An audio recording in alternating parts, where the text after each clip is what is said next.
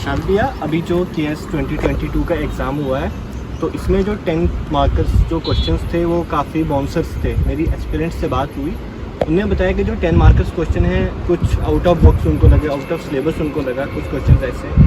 तो काफ़ी बच्चों को जो सैपियर-वुर्फ हाइपोथेसिस है, जो सैपियर-वुर्फ ने दी है, उसमें काफ़ी कन्फ्यूजन्स आ रही थी, उसके बारे में पूछ रहे थे। तो क्या आप इसके बारे में थोड़ा बताएंगे, सैपियर-वुर्फ हाइपोथेसिस के बारे में?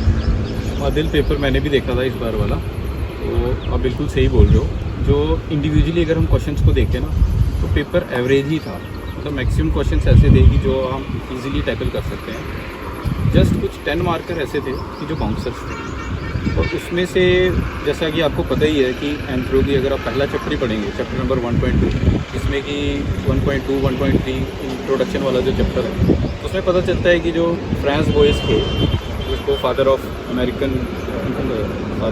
एंथ्रोपोलॉजी भी कहा जाता है। इन्होंने क्या किया था कि ओवरऑल आपकी एंथ्रो को 4 फोल्ड ब्रांच में क्लासीफाई कर दिया। अब उसमें जनरली क्या है कि जो 4 ब्रांचें हैं, सोशो कल्चर आ गई, आपकी फ़िज़िकल आ गई, लिंग्विस्टिक आ गई और आर्कियोलॉजी, हम क्या करते हैं, हम सोशल एस्पेक्ट को ही ज़्यादा फोकस करते रहते हैं। यहाँ फिर हम फिज़िकल वाले को एस्पेक्ट करते हैं। पेपर 2 में भी अगर हम सिलेबस वाइज पढ़ेंगे तो मैक्सिमम उसमें आ जाता है इंडियन एंथ्रोपोलॉजिस्ट, और उसका पार्ट भी आ जाता है ट्राइबल एंथ्रोपोलॉजिस्ट। तो ये जो 2 बहुत अच्छी इंपॉर्टेंट ब्रांचेस हैं, आर्कियोलॉजी और लिंग्विस्टिक।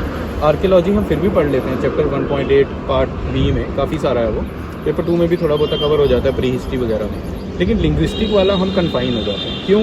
क्योंकि एज़ पर जो हमारा सिलेबस डिज़ाइन हुआ है उसमें सिर्फ एक चैप्टर इन्होंने रखा है लिंग्विस्टिक एंथ्रोपोलॉजी का। लेकिन आपको मैं अगर बताऊं, अगर आपने होलिस्टिकली एंथ्रो की स्टडी करनी है, सिर्फ एग्ज़ाम नहीं निकालना, अगर होलिस्टिकली हमें एंथ्रो सब्जेक्ट समझना है तो हमें लिंग्विस्टिक ब्रांच को भी बहुत अच्छे से पढ़ना पड़ेगा। और दूसरी बात ये कि जो सैपियर-वुर्फ है, तो देखो ऐसे तो शायद मैंने भी उसके बारे में ना पढ़ा होता, लेकिन आपको ये पता होना चाहिए कि यूपीएससी ने ये सेम क्वेश्चन पहले डाला हो। तो अगर यूपीएससी ने लिंग्विस्टिक एंथ्रोपोलॉजी में एक क्वेश्चन इससे पहले पूछा है तो वो दोबारा रिपीट कर सकती है। तो अब मैं आपको बताता हूँ सैपियर-वुर्फ, और ये कितना इंटरेस्टिंग है ये मैं आपको बताता हूँ। जनरली हम लोग क्या करते हैं, हम लोग लैंग्वेज को क्या समझते हैं, आप खुद से बताओ, आपको क्या लगता है कि लिंग्विस्टिक एंथ्रोपोलॉजी में हम क्या पढ़ते हैं? लैंग्वेज को हम ऐसे समझते हैं कि एक मीन्स ऑफ कम्युनिकेशन, हम कम्युनिकेट करेंगे बस। हमने कन्फाइंड किया है इस लैंग्वेज को बस यहाँ तक, कि हम कम्युनिकेट कर सकते हैं इससे बस। यही चीज़ है कि हम लोग अगर इस चीज़ को थोड़ा इन डेप्थ ना पढ़ें तो हमें लगता है कि लिंग्विस्टिक एंथ्रोपोलॉजी सिर्फ लैंग्वेज का ओरिजिन, एवोल्यूशन और उसका वेरिएशन ही जांचती है। तो इसी फील्ड में ये जो 2 लिंग्विस्टिक एंथ्रोपोलॉजिस्ट थे हमारे, एडवर्ड सैपियर एंड वुर्फ, इन्होंने क्या किया, इन्होंने एक अपनी हाइपोथेसिस दी। इन्होंने अलग अलग ट्राइब्स में स्टडी किया और इन्होंने ये पाया कि ये जो लैंग्वेज है ये सिर्फ एक टूल नहीं है कम्युनिकेट करने का, ये सिर्फ बात करने का, 2 इंसानों के बीच में कम्युनिकेट करने का माध्यम नहीं है। लैंग्वेज एक और बहुत इंपॉर्टेंट एस्पेक्ट जो है उसको डिटरमाइन करता है, और वो क्या है, हमारे सोचने समझने की शक्ति।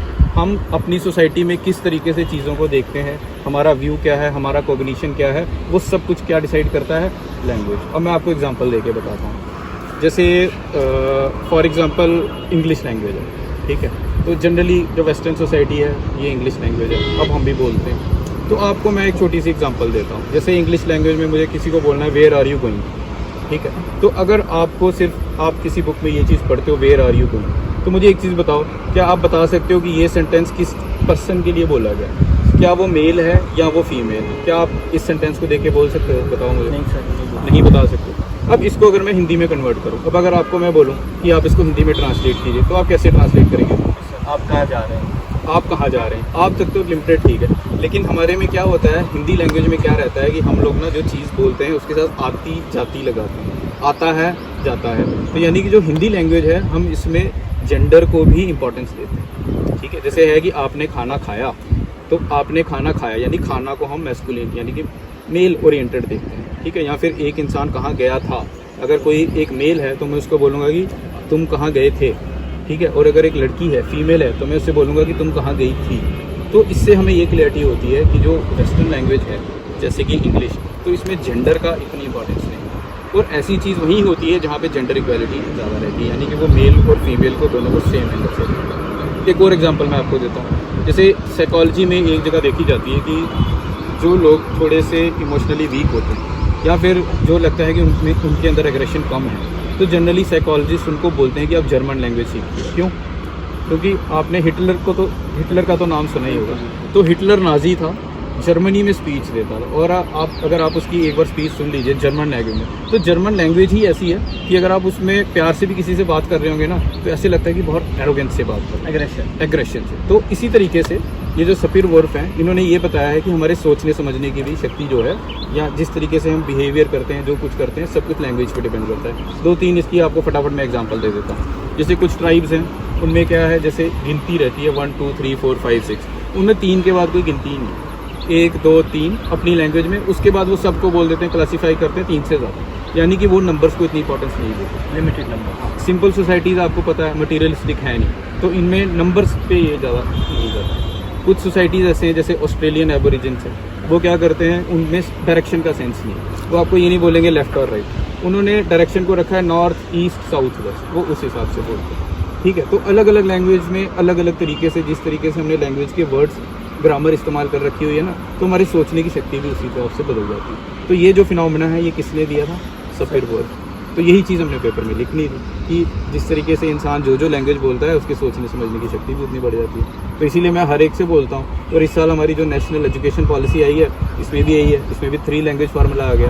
वर्नाकुलर लैंग्वेज में जब आप बोलेंगे, सीखेंगे, तो आपका ये जो डोमेन है, आपकी होलिस्टिकली क्या होगी, डेवलपमेंट होगी, एक्सटेंड हो जाएगी। तो यही इतना आसान सा क्वेश्चन आया हुआ था। मुझे तो लगता है नेशनल जो एजुकेशन पॉलिसी है, जिसमें लैंग्वेज की डिबेट हो रही थी, उसी से रिलेट करके ये क्वेश्चन जो है, ये एग्ज़ाम में पूछा गया। तो आपको ये समझ आ गया कि नहीं आ गया? Thank you so much. ठीक है, थैंक यू।